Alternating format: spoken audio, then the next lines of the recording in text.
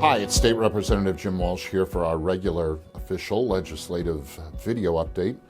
We are in the midst of the first week of the 2026 legislative session here at the Capitol in Olympia. Been an interesting week so far. I was one of a small group of legislators who were part of a delegation that went over on opening day to inform the governor that the legislature was in session, beginning its session. This is a ceremonial kind of formality. Of course, the governor already knows that session is starting, but it's a tradition.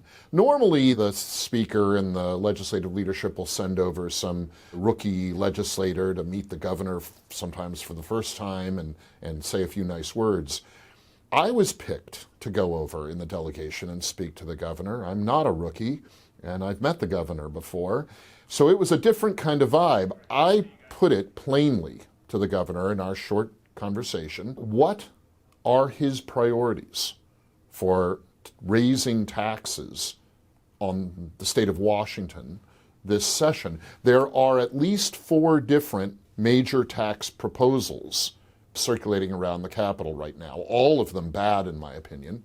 One is a new state income tax against some constitutional restrictions and the traditions of Washington.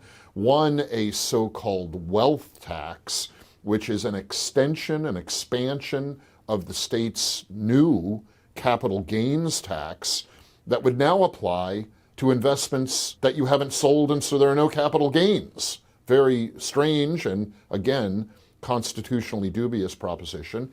The third is the so-called head tax, which is an increase, a substantial increase to state payroll taxes. This was a bad idea that's been experimented with in the city of Seattle and had disastrous fiscal results for the city. And the fourth is an old bad idea to increase the automatic amount that property taxes can be raised each year. Another bad idea, particularly because property taxes are already way too high here in Washington. So I put it to Mr. Ferguson directly, which of these 4 bad ideas is the one you're going to press for? And he answered very quickly, not like the governor who tends to equivocate. He wants a state income tax. That is clearly his priority. It's a terrible idea. It runs against the traditions of our state and certain state constitution limitations on such a tax. I believe that the governor's attempt to frame this tax as a millionaire's tax is phony. If it's going to work at all, it has to be applied to all Washingtonians. That's what the state constitution in Article 7, Section 1 says. And I just think it's a bad idea regardless, even if it were constitutional. I think it's still a bad idea because we're overtaxed already in Washington.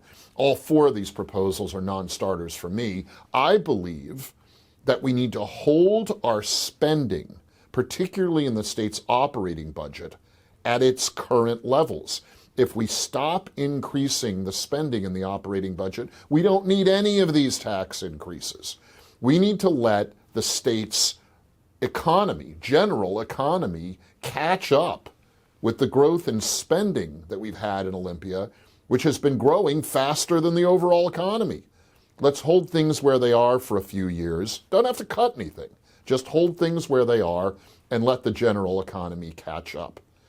There's going to be an interesting conversation, I hope, during this session also about affordability. The cost of living in Washington has skyrocketed, whether it's groceries or certainly putting gas or diesel in your vehicle, and we need to do more to stop the increase in the cost of living here. You'll hear the word affordability used a lot.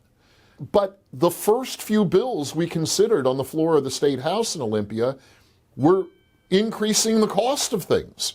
It's as if this conversation about affordability just didn't register with the speaker and the governor and the other progressive leaders in Olympia.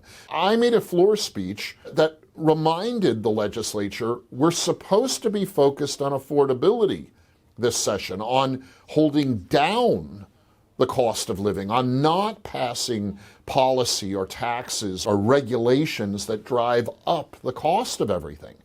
It's important, if we're going to talk about affordability, we actually vote in a way that holds down prices instead of lifting them up and up and up. You're going to hear a lot about this affordability as we go through the current session. I'm going to actually vote for affordability, and in some cases, that means voting no on proposals that are nice proposals, but are going to cost working people. Let's take some time out from raising the prices on everything in Washington state and let the economy and the people of Washington catch their breath.